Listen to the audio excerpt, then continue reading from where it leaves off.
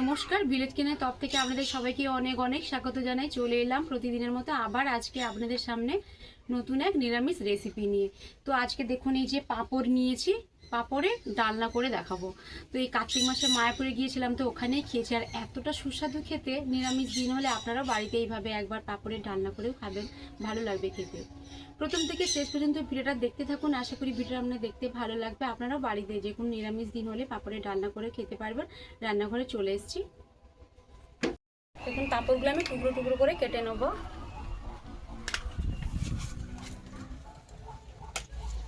ভেঙেই যাচ্ছে হাত দিতে।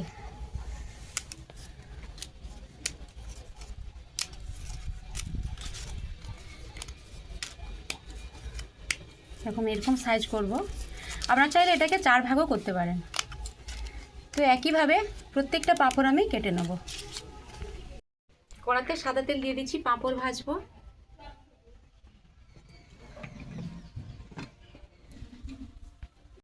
তেল গরম হয়ে গেছে, পাঁপড় দিয়ে দেবো। খুব বেশি লাল করে ভাজবো না, পাঁপড় তুলে নেব।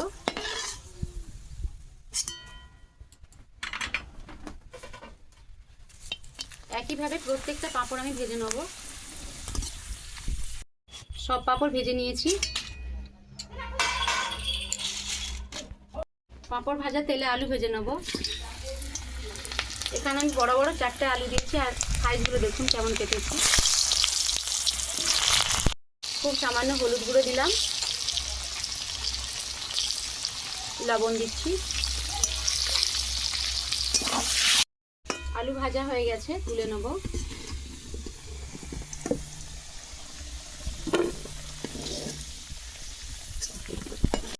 আজকে রান্নাটা কিন্তু আমি সর্ষের তেলে রান্না করব, সেই জন্য কড়াতে দেখুন সর্ষের তেল দিয়ে দিচ্ছি।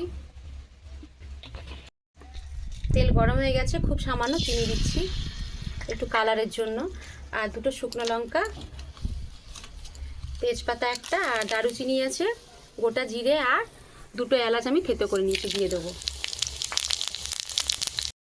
আদা বাটা 1 চামচের বেশি আছে, দিয়ে দেবো। এখানে বড় বড় 2টো টমেটো আমি পেস্ট করে নিয়েছি, দিয়ে দেবো। স্বাদ মতো লবণ দিয়ে দিচ্ছি।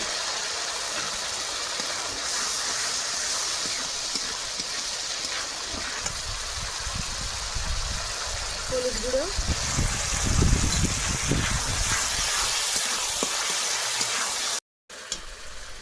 এই চামচটার 1 চামচ আমি টক দই নিয়েছি, আর 1 চামচ ধনে গুঁড়ো আছে, দিয়ে দেবো। 1 চামচ জিরে গুঁড়ো আছে, দিয়ে দেবো। সামান্য জল দিয়ে এটাকে আমি একটা মশলা তৈরি করে নেব।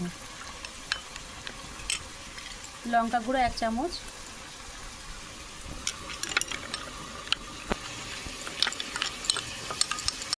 সব রকম যে মশলা আমি গুলেছি দইয়ের সঙ্গে, সেটা দিয়ে দেবো।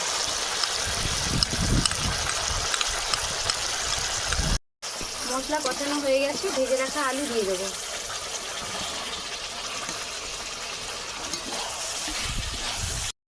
আলু সব রকম মশলা কষানো হয়ে গেছে, মশলা বাটি ধোয়ার জলটা দিয়ে দেবো।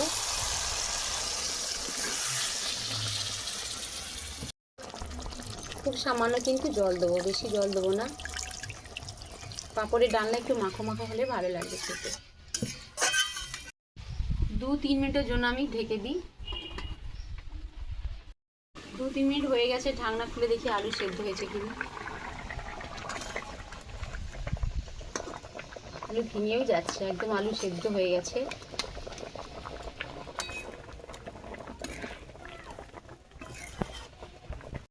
এক চামচ ঘি নিয়েছি, দিয়ে দেবো। 1/2 চামচ গরম মশলা গুঁড়ো উপর থেকে ছড়িয়ে দিচ্ছি।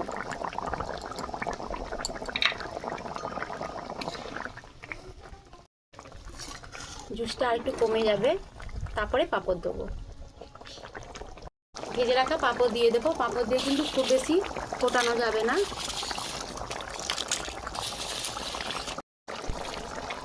উপর থেকে ধনেপাতা কুচি ছড়িয়ে দেবো।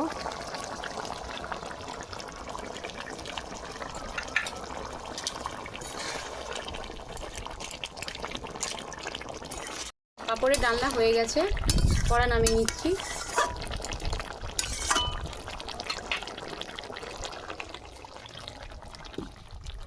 পাঁপড়ের ডালনা আমি ঢেলে নিচ্ছি।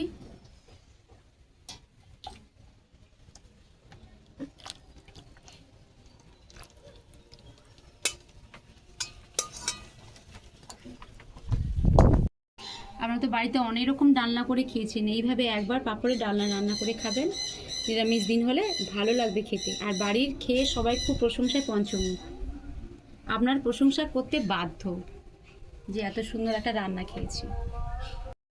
ভিডিওটা এখানেই শেষ করছি। এর থেকে আরও ভালো ভালো নিরামিষ রান্না আপনাদের সামনে আমি তুলে ধরার চেষ্টা করব। ভিডিও যদি ভালো লেগে থাকে লাইক কমেন্ট সাবস্ক্রাইব করেন, পাশে বেল আইকন প্রেস করবেন। আমি যা যা সর্বপ্রথম রান্না করব আপনাদের কাছে পৌঁছে যাবে। সবাই ভালো থাকবেন, সুস্থ থাকবেন। পরে ভিডিওতে দেখা হচ্ছে। নমস্কার।